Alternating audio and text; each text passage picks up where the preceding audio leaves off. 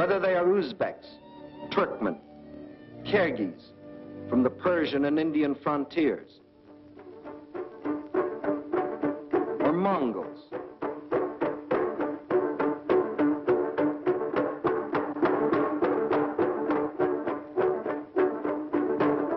the Bashkirs, the Turco-Tartars, the Buryats, the Yakuts from far beyond the Ural Mountains,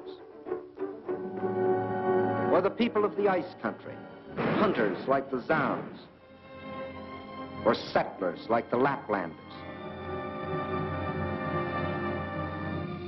Whether they come from the pioneering wilderness of the far north, or from a great city like their capital, Moscow, where the ancient buildings of an ancient civilization stand beside the modern structures of a modern civilization, where the old Russian droshka still competes with the modern limousine.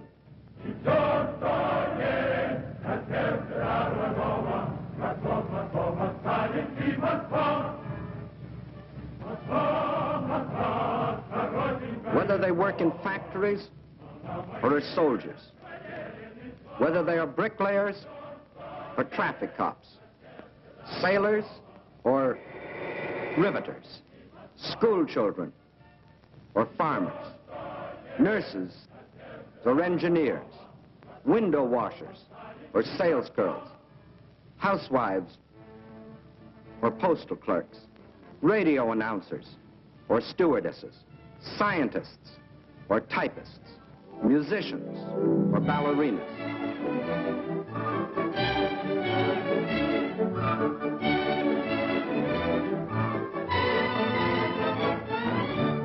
Regardless of what they do or where they live, they all have one thing in common: love of their soil.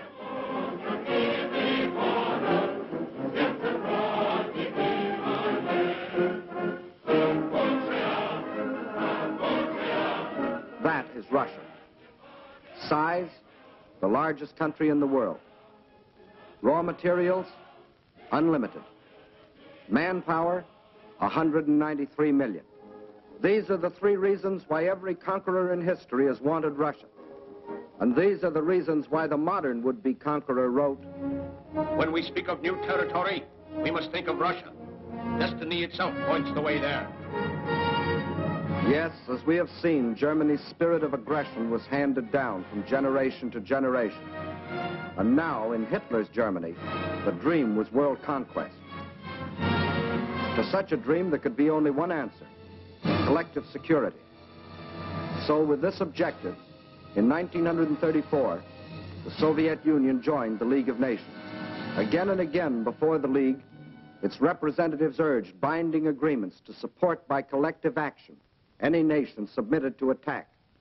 The state I represent entered the League with the sole purpose of the maintenance of indivisible peace. The League of Nations is still strong enough by its collective actions to avert or arrest aggression.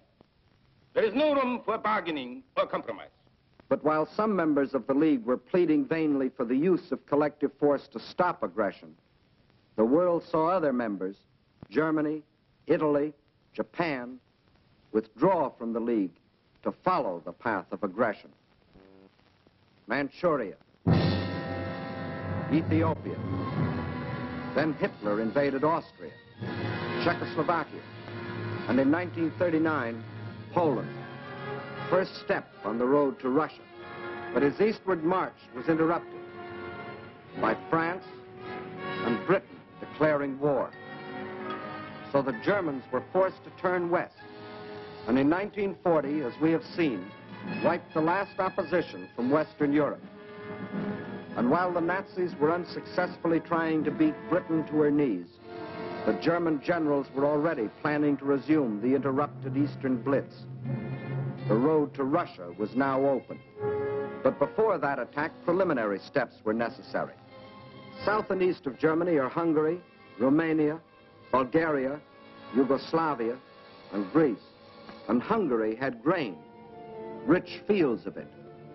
Grain too good for Hungarians when German soldiers have such good appetites. Hungary had bauxite. Bauxite makes aluminum, and aluminum makes planes. And Hungary had an army. Not the battle-trained German army, but good enough to throw against Russian guns. Romania had not only grain, but oil. And Hitler needed every last drop to power his war machine. Romania also had men, more slave labor, more cannon fodder for the attack on Russia. And most important, Romania and Hungary both had Russian frontiers. And Hitler wanted those frontiers in the hands of Germany.